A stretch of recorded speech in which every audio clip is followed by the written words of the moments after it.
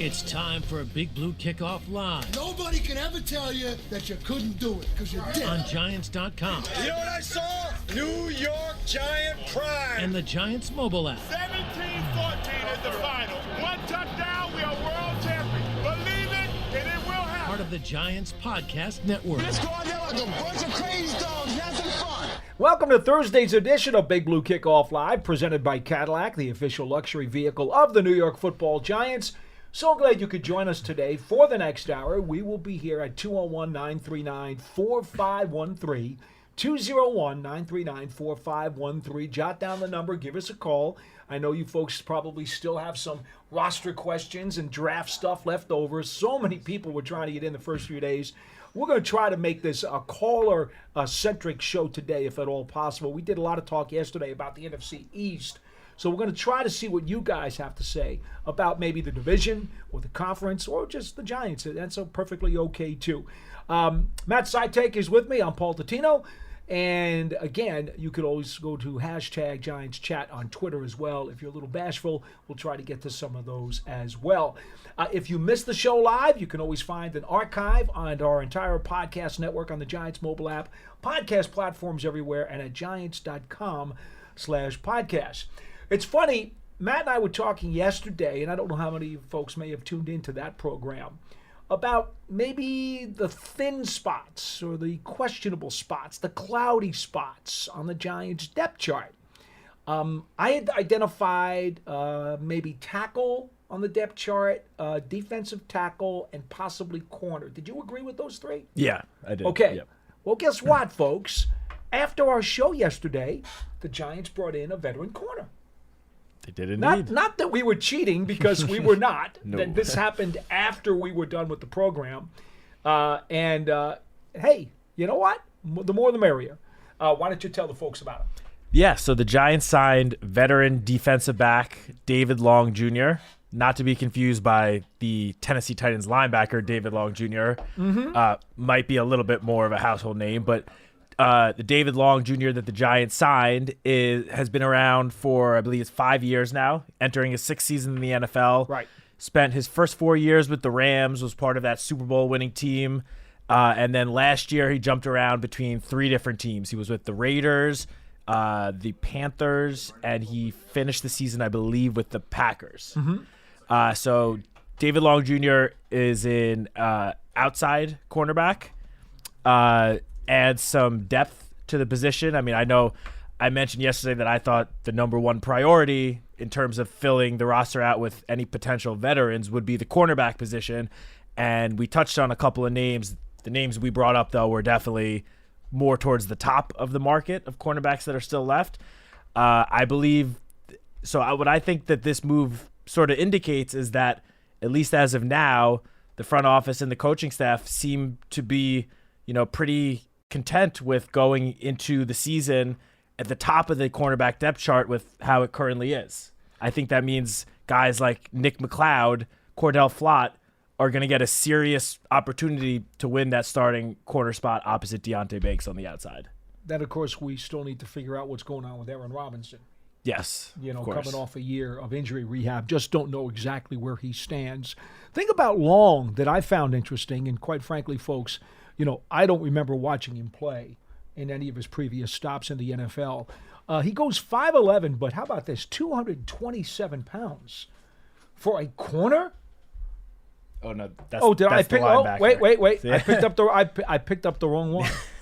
I picked up the wrong one. You got to be careful. They're both David Long Jr. Here I am looking at this. This is the guy from Michigan, former Michigan player. Yes. 5'11", 187. 5'11", 187. Former third-round pick of the Rams in 2019. I got tricked right away. Right out of the get-go, I got tricked. I picked the wrong David Long on my roster sheet. Yeah. NFL.com has him listed now as 196 pounds. Up to 196. Yeah. Okay, very good. At 5'11", that is not unquestionable that potentially, if necessary, he could try some slot stuff, and maybe he could compete. At 5'11", that's kind of an interchangeable for inside outside. Yeah. Guys like 5'9", he's a slot guy. He does have experience playing in the slot. Yeah. He's played more on the outside corner position, but PFF has him down as 947 snaps on the outside and 157 in the slot. So he does have some experience there. Now, the interesting part for me, and when we look at this roster opposite Tay Banks, and we're going to get to your calls in just a couple of minutes, I promise you folks, but I do want to vet this out just a little bit, because as it stands now, we know Banks is the right cornerback, and we know at the moment they're saying that they're going to give the rookie a shot to win the slot. Yes, Joe Shane said that. Okay. So it seems to me right now, based on just experience and being here, is that Cordell Flott has at least a nose ahead of everybody else on the other side. It seems to me. Well, I would say Flott or McLeod. Or McLeod. Yes. Possibly. I think. Possibly. Yeah. I think this move, because they didn't go out and, attempt to sign someone like Stephen Gilmore, Steven Nelson, even Witherspoon that we talked about yesterday. Right. The fact that they got someone, I guess, a little bit lower down, I would say, on the, free agent totem pole, I think that's because they have confidence in the guys that are already in the building. And I saw a stat Jordan Renan tweeted this morning in regards to the move that the Giants made yesterday, is that last season, Nick McLeod allowed 5.7 yards per target Nick McLeod can play on plays where he was the nearest defender. Granted, this wasn't limited playing time, but that 5.7 yards per target was the best of any defensive back on the team, including Deontay Banks. So, they brought the coaching staff and the front office brought Nick McLeod back. I think it's 'cause they want to give him a legitimate chance to win that starting outside corner spot opposite Deontay Banks. Yeah, I don't know if they do or they don't. What I do know is that he's been here for a couple of years. He's been an outstanding special teams player. And then every time they're forced to put him into the lineup, he does well. Yeah. But they've never shown an inclination to want to put him in there. It's always like he's in there out of necessity, which is why I have a hard time believing that they're really going to give him a chance to win the job. But maybe with the new DC, maybe he is going to be given that chance. I just don't know the answer to that. But I like Nick McLeod. He and I have been talking ever since he got here.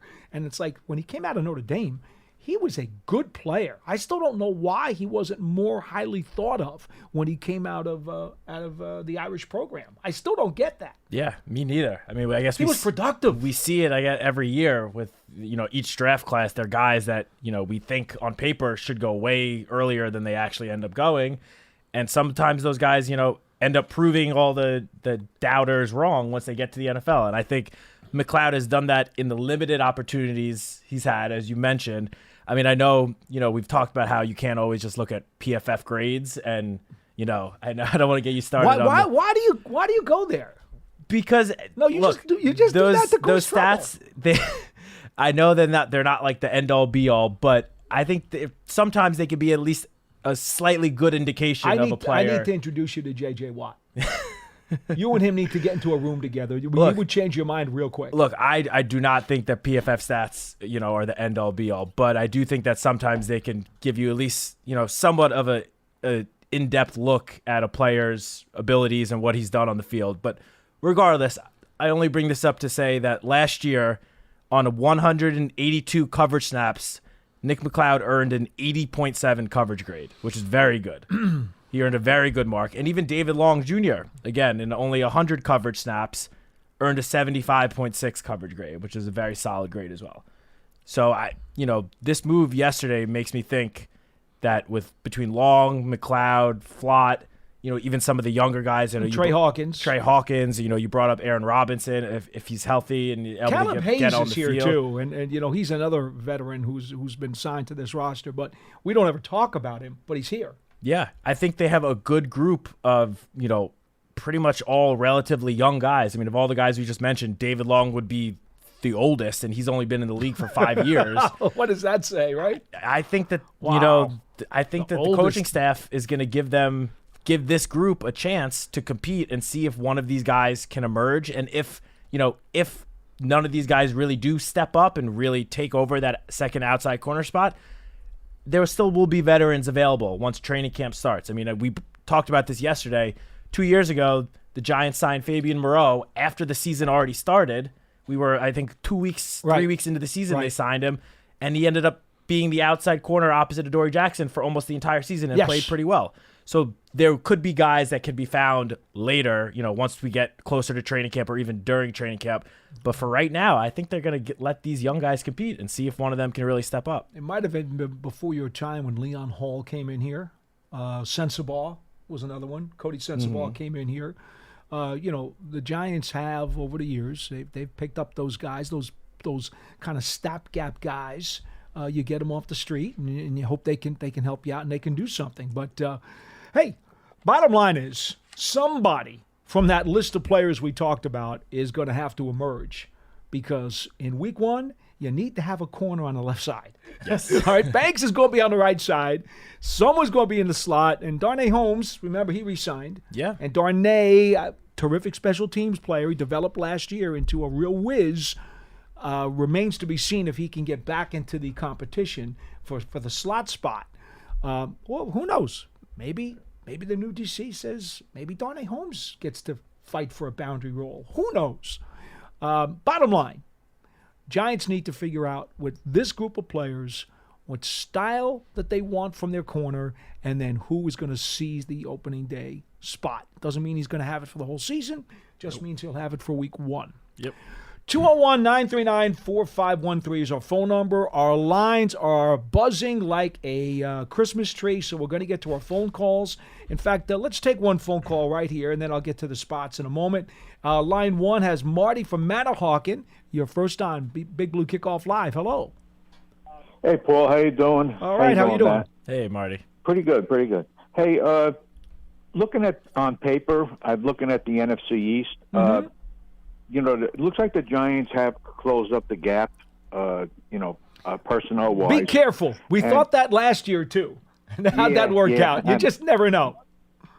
But I have a funny feeling that, everybody's going to be pretty much in it to the thick of things towards the end. And I think the deciding factor is going to be towards the end of the season on who does the best job of coaching to take over the division. That's what I feel.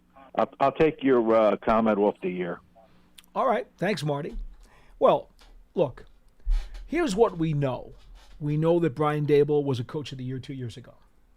We know Philadelphia has a head coach who has gone to a Super Bowl. Yep. And did what he did. We know Dallas has a coach who wins a ton of regular season games, but has a little less success in the postseason. Does have one Super Bowl. He has one. Granted, with another team. But yes, and for all the times Aaron Rodgers. and for all the times that he's been in the playoffs, his postseason record is something you can sneeze at. And then, of course, we got Washington, which is a whole new situation. Yeah. I mean, new ownership, too. I mean, that goes from the top down. That's not just a coach. Everything is new in Washington. New front office. Adam Peters is the GM. And how soon are they going to force feed Jaden Daniels into the lineup? Who did they sign to start over before Jaden Daniels? I don't even remember now. I know they brought someone in. But, I mean, here's the thing. They drafted him number 2 overall. There's going to be so much pressure. Oh, and Mariota. Right, Marcus Mariota. There's going to be so much pressure unless Mariota wins the job in camp and goes like 3-0 out of the box. People are going to be banging down the doors to start the kid from the get-go. That's the way it is in this league. The fans have no patience. They want these rookie quarterbacks to start right away, especially if you're picked high. Yeah. He's going to get force-fed. Chances are. You're probably right. And it will go poorly because it usually does. It usually does. Except not everybody is C.J. Stroud and Andrew Luck. I was just about to Andrew Luck, bring up I CJ. should say. Well, those are the two guys who bucked the system. Yeah. Peyton Manning, Troy Aikman. You weren't around for those guys. Okay. When those two guys started as rookies, man, a skunk smelled pretty. That's how bad they were. Okay? That's what happens. But just about, what the caller Marty just brought up about how he thinks it's going to come down to the end of the season and basically who can out-coach the other one. Mm-hmm. I will say I feel pretty confident in Brian Daboll's ability to coach, especially late in the season. Yep. I mean, we all know what happened in his first season as you mentioned, Coach of the Year. They clinched the playoff spot. They won a playoff game. But I want to even talk about last year, which obviously a lot of things did not go right for the Giants. And there was a point probably around midway through the season where they could have just mailed it in. They could have said, this season's not going our way. They scrapped. We're just going to basically just punt on the rest of the season and get to the offseason. They scrapped. But they did not do that. Brian Daboll and the rest of the coaching staff did not let the team do that. They put together a 3-game winning streak with an undrafted rookie quarterback, Tommy DeVito, which, at least for a little bit, brought them right back into the thick of the wild card race in the NFC. And belted the Eagles. Yeah, obviously while the Giants ended up going 6-11, which obviously everyone across the board would like that record to have been better. They showed up week 18 to play against the Philadelphia Eagles team that still had a chance to win the NFC East, and they destroyed them. The Eagles have had, the Giants' number in recent years, but in that week 18 matchup, Jalen Hurts was pulled in the second quarter because the game was so lopsided already that the Eagles were just throwing up the white flag, saying, we'll take the wild card spot. Giants, this game is yours. Almost all the Eagles starters played the first half. Yeah. Almost all of them. And the Giants got up to... they were being hammered. Yeah, I think it was a 3-touchdown lead in the first half. And at that point, it was like, we lick our wounds and go home. Let's get out of here. The Giants are just manhandling us. Yeah, so I bring that up because that was the last game of the season, a game that meant literally nothing for the Giants except for personal pride. And they went out there and they fought from the very first whistle they flattened them until the end, and they destroyed our biggest division rival. Our first time beating the Eagles in a couple years in the regular season. That was good to see. So Brian Daboll has shown that he can get his team to fight. The players in the locker room are going to continue to fight for him until the season is completely over. They're not going to ever give up. So if it comes down to who can outcoach who at the end of the season, I like my chances with Brian Daboll at the helm. There's a lot of team involved in that Giants locker room. Guys legitimately like each other, and they play for each other, not just for the coach. They play for each other. It was a really good group of guys last year, which is one of the reasons why it hurt so much to see them finish with only 6 wins, because those players deserve more rewards for what they put in, and it just did not happen for them. All right, quickly want to get to these spots, then the phone calls, because you guys are really lighting up the phones. The Giants Huddle podcast has long-form interviews with staff, past, present, players, coaches, NFL dignitaries. Don't forget, you can subscribe on your favorite podcast platform or go to giants.com/podcasts. Leave a positive review on Apple Podcast if you can. Lets us know the program is worth listening to. And don't forget to take your season membership to the next level. Be connected to the club all year long, not just on game days. Memberships are now available for the 2024 season. To learn more or all about the exclusive member benefits, visit giants.com/tickets. Limited inventory is available. And then finally, the Giants TV app has all kinds of original video content, game highlights on demand. Great stuff. It's all for you, the Big Blue fan, at Giants TV. It's free on Apple TV, Roku, Amazon Fire TV, and the Giants mobile app. That takes care of the spots, and we go right back to the phones. RJ is on line 2 from Georgia. You're next on Big Blue Kickoff Live. Hello. Hey, what's up, fellas? How you doing? Good to talk to RJ. you. Good. Hey, listen, I'm just excited about the upcoming season. I know it's a big year for Joe Schoen, Shane, and Dable, but I'm just optimistic that, we are going to do some good things. I don't want to make any predictions because I'm not trying to jinx us, but I just feel good about where they're at, what they did, because it appears that they covered all the areas of need for the upcoming season, and I can't tell you how excited I am about the upcoming season. Well, I appreciate the sentiments. I will say this to you, though. Going into training camp last year, it looked as though that returning playoff team had covered all of its needs for the 2023 campaign as well. And then what happened? Guys started dropping like flies. And before you know it, all those needs that you thought you covered, they became holes again. So I appreciate the thought. I think you're right that the primary needs have been covered. We mentioned some thin spots, but the primary needs have been covered. The plan looks good, but again, Lady Luck's going to come in, and she may bless the team, or she may kick the team in the butt. And hey, and you know what? And not to cut you off, Paul, but I'm one of those guys that we talk every year about as we approach, all the camps, OTAs and all that. I try to keep my eyes off the bottom of the screen on ESPN for injuries, and I hope and pray that we're one of the teams that stay away from those injuries. That's going to really, turn our season around the negative way. Tell me about it. I will say, though, to RJ's point about the moves that were made this offseason, obviously you can't plan on injuries. Injuries are going to happen every single year. However, this was the first offseason, and Joe Schoen has been open about this, where the front office really had a good chunk of money to go out and spend it how they saw fit. The cap space, the cap situation wasn't the greatest when Joe Schoen first got here.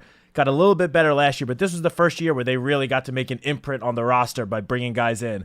And there's one common theme about almost every single player between free agency and the draft that they brought in. Durability. They brought in guys that either don't get hurt or play through injuries. I mean, Tyler Nubin played through a torn meniscus last year, played 6 games through a torn meniscus. Malik Neighbors, I think, hasn't missed a game the last 2 years. Stop. No, look, this is where I need to remind you that Olivier Vernon was never hurt till he got to the Giants. I know. Leonard Williams was never hurt until he came to Big Blue. But look, you can't plan on injuries. All you can do. Jinx, what are you doing? What? All I'm saying is you'd like the common theme of all the players that they brought in. They brought in guys, since they've been here, Joe Schoen and Brian Dable, it's been smart, tough, dependable. And they brought in guys that fit those last two words, especially this offseason, across all of their moves. Paul, it's only May. You can't be worried about jinxes this early. And I have one more thing, if I may add. Please, RJ, go ahead. Yes, and then I'll take it off the air. I want to strangle this guy. No whammies on this team, please. It's Darren Waller. Yes. I know he's going through something personal in his life, but I'm hoping and praying that gets cleared up and that he returns, because he is a big part of what we are going to do this year. And I'll take that off the air, and thank you guys for all that you do. Thank you, RJ. Appreciate the call. 201-939-4513. A line is now open. Quickly, I think we've already discussed it, but again, for those of you who may have missed some shows this week, Theo Johnson out of Penn State, 4th-round draft pick, second most athletic tight end in the draft next to Brock Bowers. Okay? 6'6" or so, 260 pounds. He is a two-way tight end. He will block. He will get downfield and make catches. He will get some yak yardage. He was involved in a very subpar Penn State offensive attack, specifically their passing game.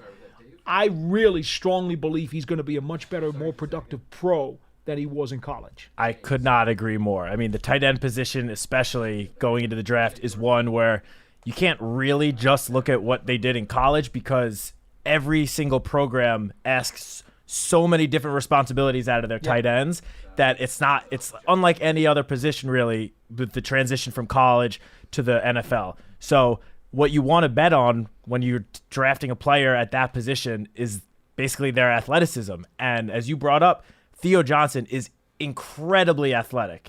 Not only was he the second, most athletic tight end at the combine this year, but his RAS score was 9th out of almost 1,200 tight ends since 1987. Relative athletic score. It's a measurement based on all the different drills. Yeah, based on all the different drills. He ranked 9th out of 1,199 tight ends since 1987. And the thing about him is that because he has length and height, and he's got the frame to outmuscle, let's say, a linebacker or a strong safety for a ball, he should be a much easier target in the passing game than a Daniel Bellinger will. Daniel Bellinger, I still think, is got a lot of ups. I think he had a down year last year. Okay, honestly, I thought he was better as a rookie, even though he got hurt. I thought last year he was a little bit down. I'm hoping for a bounce back season for him, but I think the ceiling or the upside, because of Theo Johnson's physical skills, characteristics, and tools is probably higher. Yeah, no, I'm on the same page as you. I just think, and as the caller mentioned, I think we all agree we would love to see Darren Waller back this season. Without a doubt. Without a doubt. I mean, would be the best pass catching option the Giants have at the tight end position in terms of him, Bellinger, and Theo Johnson. And I think it would just behoove Theo Johnson if he's given a little bit of time to develop and learn the position in the NFL instead of just kind of getting thrown into the fire. Even if, let's say, Darren Waller does retire, I do think, at least to start the year, Daniel Bellinger would be the starting tight end. Probably. And Theo Johnson will compete with some of the other guys, Lawrence Cager. Lawrence Cager is really that other guys type are of tight blockers. end. The other guys are blockers. They'll and compete. Bellinger might hold the job all season. If he bounces back and has a really, really good year, he'll hold it. I agree with you that Bellinger showed a lot of promise in his rookie year. Good player. And last year, obviously, the Giants brought in Darren Waller, who took over the starting tight end spot, so Bellinger was asked to do less. And he couldn't block a lot more. Yeah, too. It was asked to block more, run less routes. And even when Darren Waller got hurt, I believe Lawrence Cager was really got more, routes out there than Bellinger did. So overall, would love to see Waller back. But yeah, I am very encouraged by Theo Johnson. I think especially if he can just get like a year to learn the position, he can grow and develop into a very good tight end in the NFL. All right, back to the phones. Jeff in Maine, you're on line 3 on Big Blue Kickoff Live. Hello. Afternoon, gentlemen. Hi. Great draft coverage as usual. Real excited about the draft. I love the Neighbors pick. I'm a big Joe Shane fan. I've loved every move he's made since he's been there. And there was one free agent signing a few weeks ago that I'm wondering is kind of under the radar. Okay. And it's about Jordan Phillips. You know, to me, I think he might be the fourth starter we've been looking for. He's got over 60 starts. He had 9.5 sacks back in 2019. He seems like he'd be perfect for what the new D coordinator is looking for. And as far as stopping the run, I think that the way that they'll stop the run is by having a better defense overall. But he's got the 4 guys, and he could bring up people in support, if needed. But I mean, am I missing something, or how is he not perfect to be like the fourth starter that we've been looking for? Well, he's a little bit older. He's got more experience. He's got a track record, obviously. But I think, to be frank, he's probably been a little more inconsistent in his career than he would like to have been. And if you're the Giants, you're looking at him and you're saying, okay, we brought him in. We got guys from Buffalo who know of him from his time with the Bills. So you're familiar with him. You like that. And you're wondering how much gas he's got left in his tank.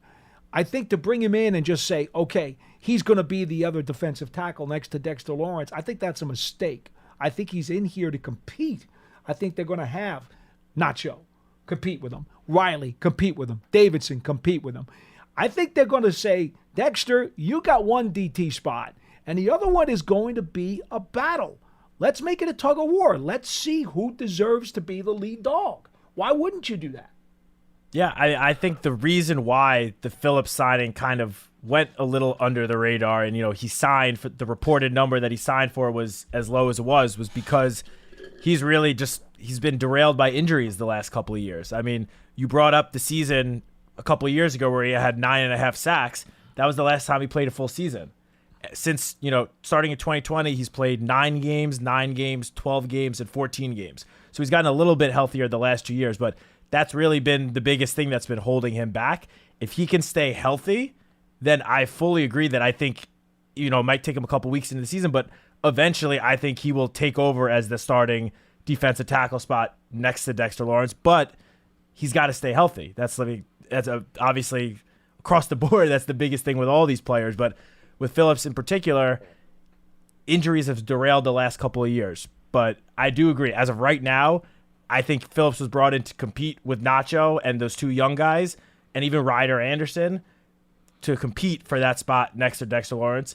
But I agree. Phillips brings a pass rushing ability that I would say is probably better than the other guys that he'd be competing with for that second defensive tackle spot next to Dexter Lawrence. Ultimately, I think if Jordan Riley last year's 7th-round pick, really climbs the ladder and climbs the stairs and shows dramatic improvement, it would be foolish if he can win the job not to give it to him. Oh, of course, but And the question becomes, does he have enough ups to do it? I thought his flashes were pretty good last year. I couldn't agree more. I don't want to deny him the opportunity because I think he does have enough ups that he could steal that job. I agree, but he just has to show it. Got to show it. Phillips is a lot more proven at this point through their respective careers, of course. But, and I mentioned this yesterday, the reason why I'm encouraged by, not obviously with Dexter Lawrence, but the other guys in the group, more importantly than anything, is the coach that's coaching them at their position, Andre Patterson, is just, I'll continue to say it anytime we talk about the defensive line. He's probably the best, if not one of the best defensive line coaches in the NFL, and I think he could be a big factor in, Jordan Riley, DJ Davidson taking that next step in their development and becoming more solidified, like starting caliber players. And if you listened to the show yesterday, I mentioned I think Ryder Anderson and Boogie Basham could potentially be 3 technique options, certainly in a sub-package. I wouldn't be shocked if I saw that in training camp. Okay, well, I don't disagree with anything you're saying. The only injury I read about with Jordan Phillips was like a minor wrist thing. I don't know. But also, I thought I read that they're paying him like $5 million a year.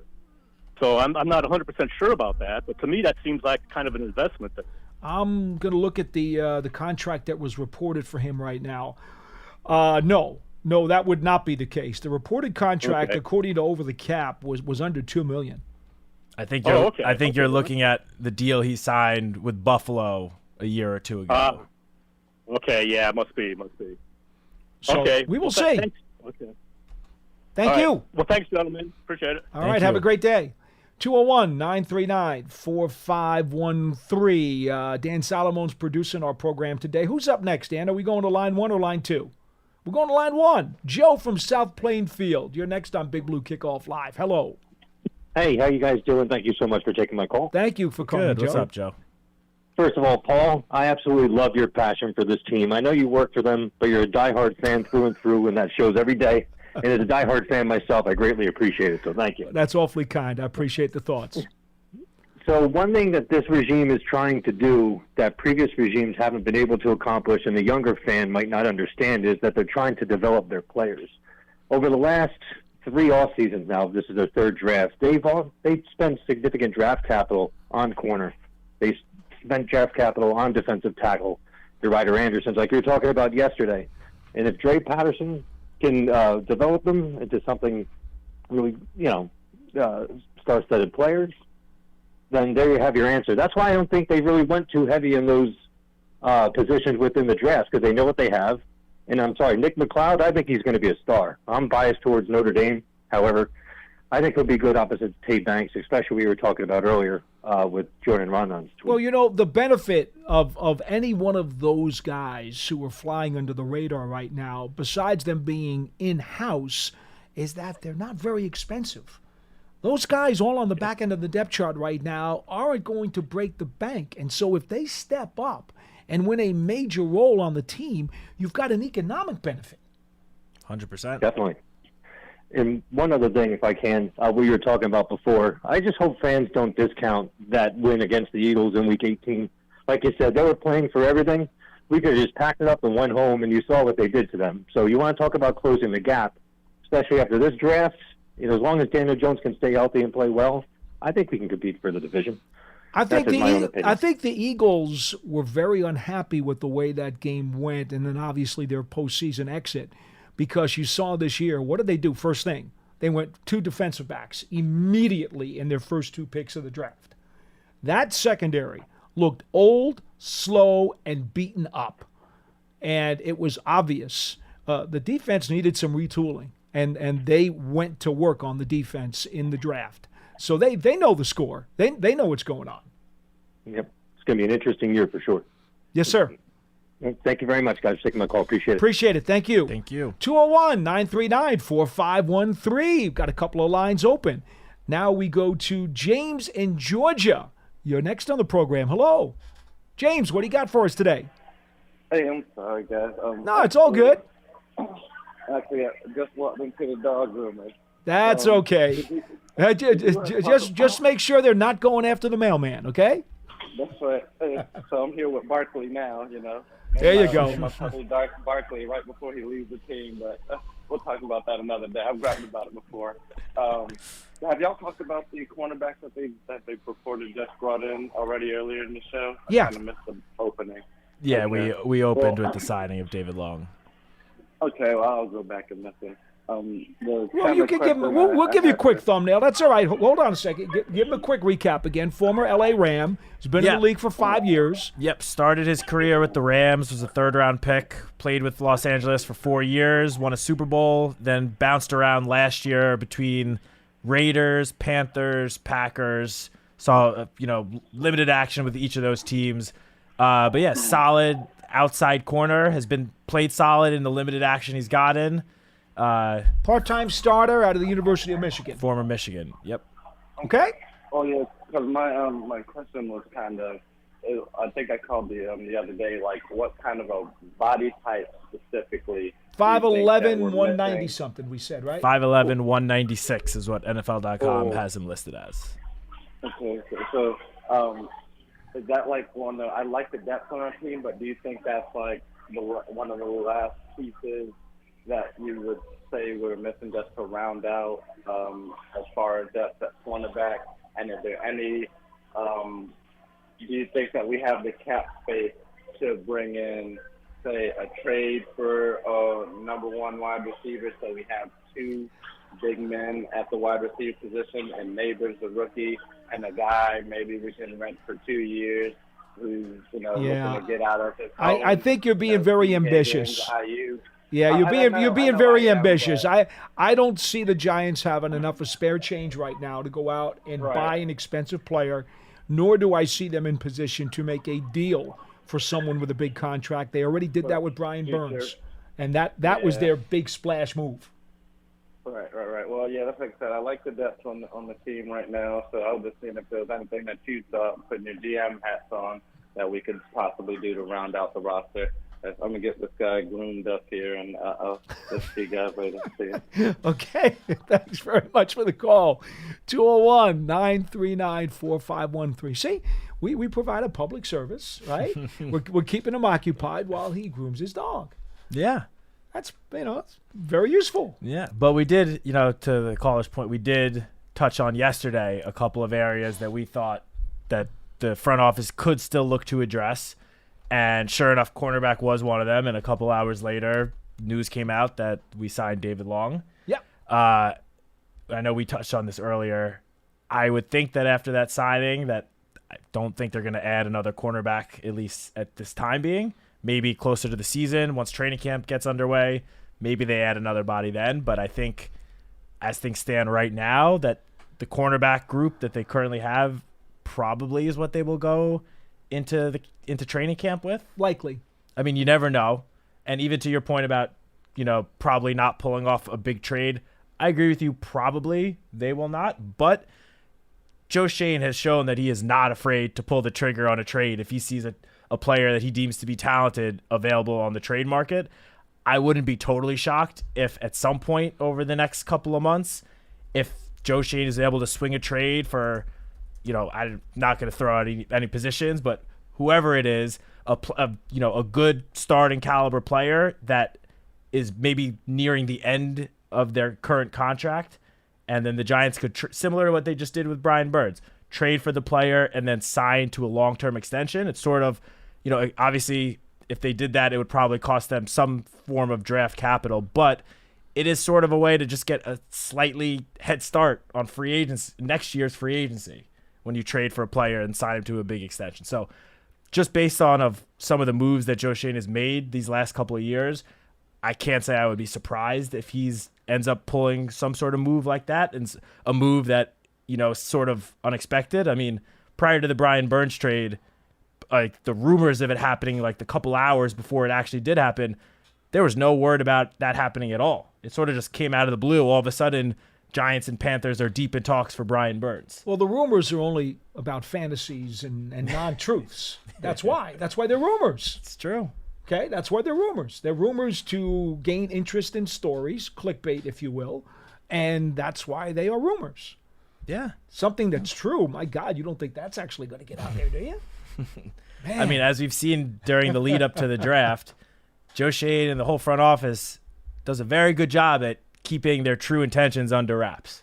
They still have people guessing what they were doing in the first round. You're right. There have been 6 different scenarios that have been presented by some of the media over the course of the last week. 6 different scenarios. Yeah, I know. We were talking about it after the show yesterday off the air. But yeah, even since the draft ended, there are numerous reports. Oh, the Giants tried to do this to get this player or wanted to do this to get that player. Still, no one actually knows, I guess what going into the draft, the absolute dream scenario would have been. Short of being in the room, nobody else knows. But I can tell you, everyone in the building is very happy that Malik Neighbors is now a New York Giant. True.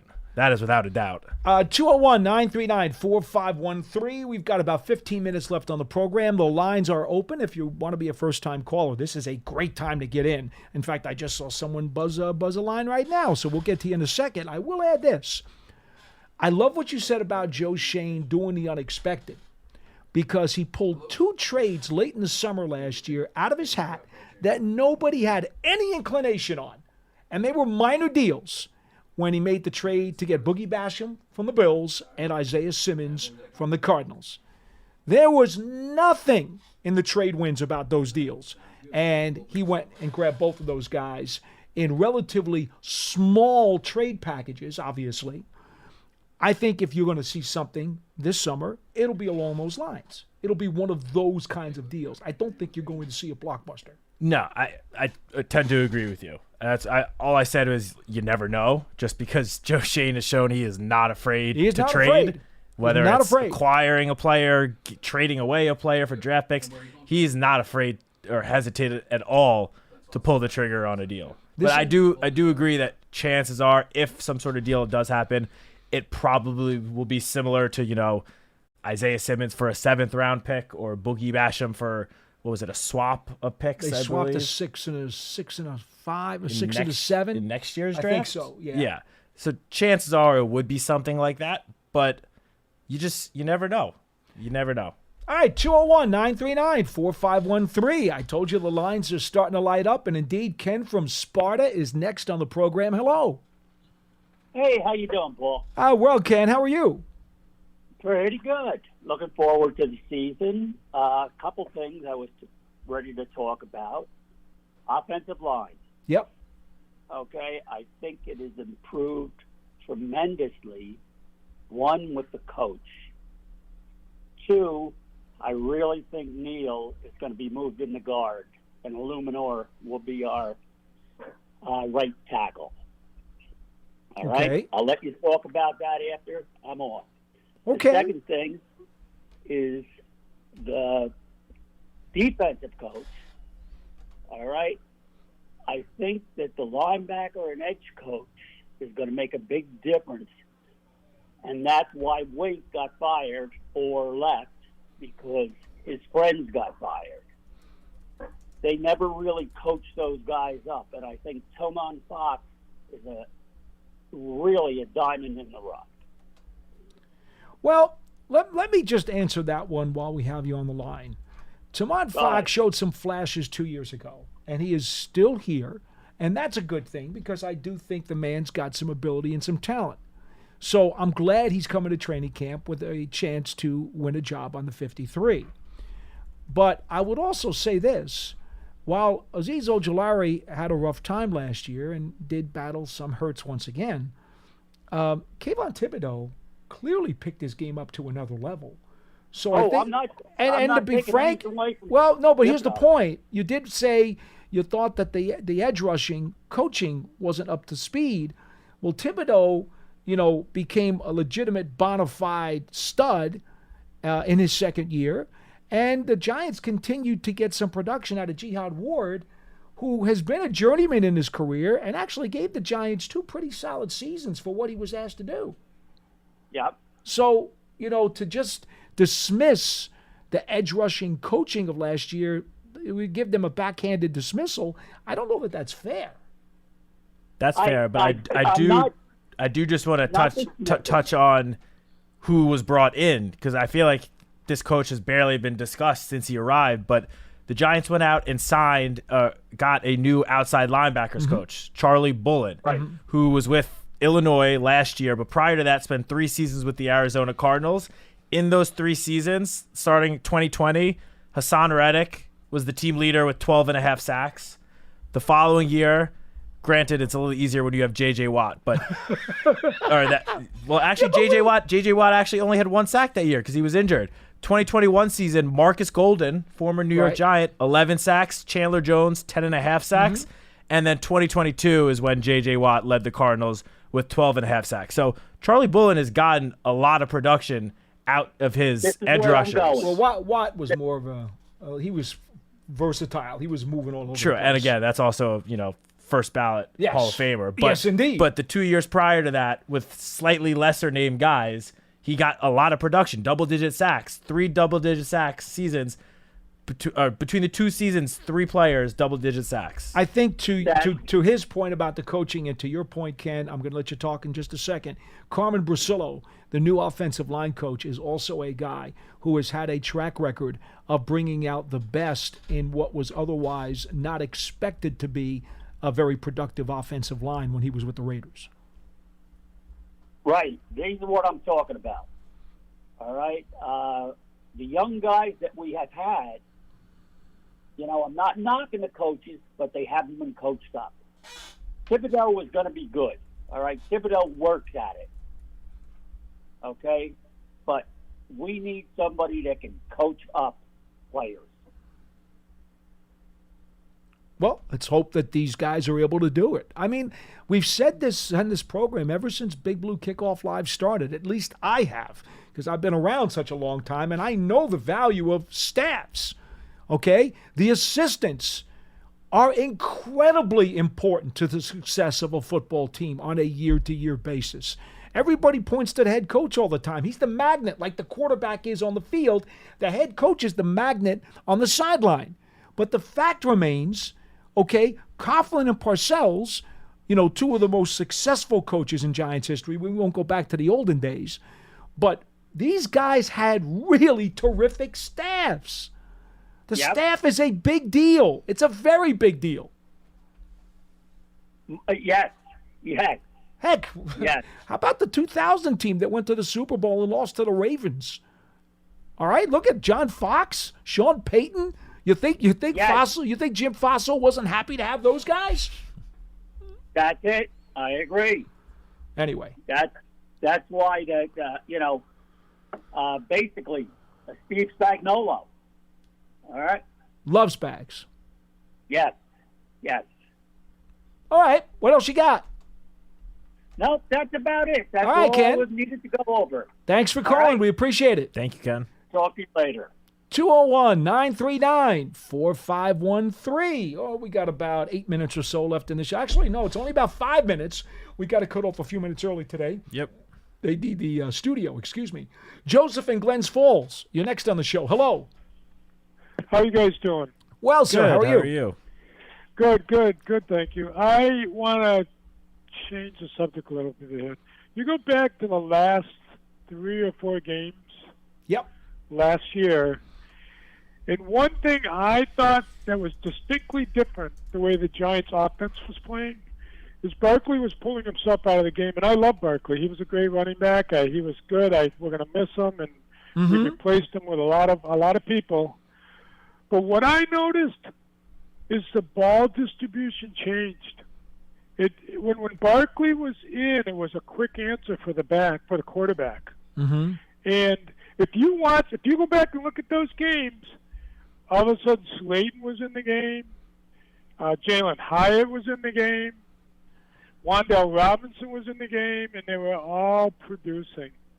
Well, to your point, Barkley was on the sideline. Yeah, to your point, after the bye week, the Giants had 5 games, and I'm going to quote the numbers right off the machine because it may be easy for people to forget.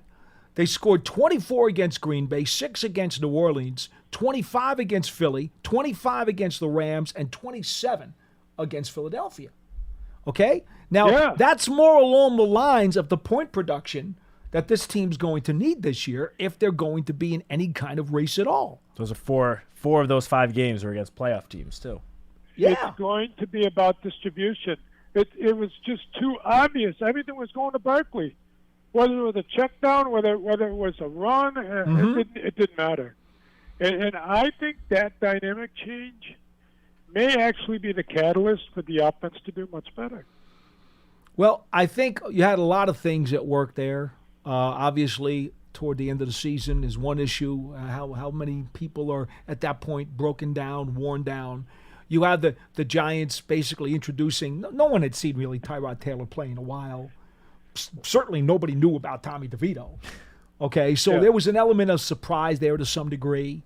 You had some of the offensive linemen who had now gotten a little bit more familiar with what they were trying to do because it was the end of the season, when as earlier in the year it was really rough. Now they were finding some sense of continuity, some sense of understanding as to what they were going to do. So I get it. You know, there were some small factors, but the biggest factor of all was that the guys continued to play for each other and for the coaching staff. Yeah, that was the biggest factor. 100%. Yeah. You said that earlier in the show. Now, add Malik Neighbors to this. Yeah. Right? Add Tyrone, what's his the Tyrone Tracy. Right. Yeah, Tyrone Tracy. And add Daniel Jones to the equation, too. Down. Okay, let me do that. Let me add Daniel Jones to the equation, too. And then add Daniel Jones to that. There's a lot of weapons there. And there's a lot of weapons that need to be covered. So I'm optimistic that if they can distribute the ball and they can not show their hand on these offensive plays, I think they're going to do fine. Well, thanks for the call. Appreciate it very much, Joseph. I think Wan'Dale Robinson also, as he started to gain his strength back in that surgically repaired leg, second half of the season, he started to show a lot more of what they wanted when they drafted him 2 years ago. Yeah, he started to show exactly what he was showing right prior to the torn ACL suffered 2 years ago. But I'm very glad that the caller just brought up Tyrone Tracy because I love getting a chance to talk about this kid anytime I do. But I spoke with John early in the week about how Tyrone Tracy, just testing wise, the numbers were very, very similar to what Deebo Samuel's numbers looked like coming out of college. And while Deebo Samuel is a natural wide receiver who will sometimes get, carries out of the backfield, I really believe that under the guidance and coaching of Joel Thomas, Tyrone Tracy could in time develop into a running back that they will sometimes put out wide on third down and passing situations and have him run routes and have him have great mismatches with a middle linebacker trying to defend this speedy, big running back lined up out wide. I think that's going to cause a lot of mismatches for the offense, and that's one player that I just really cannot wait to see him get out on the field. One and see of what many he can do. things we'll be keeping an eye on during training camp. That'll do it for today's edition of Big Blue Kickoff Live. It's part of the Giants platforms, podcast platforms everywhere, and at giants.com/podcast. You can find the archive right there. It is always presented by Cadillac, the official luxury vehicle of the New York Giants. For Matt, I'm Paul. We'll see you next time.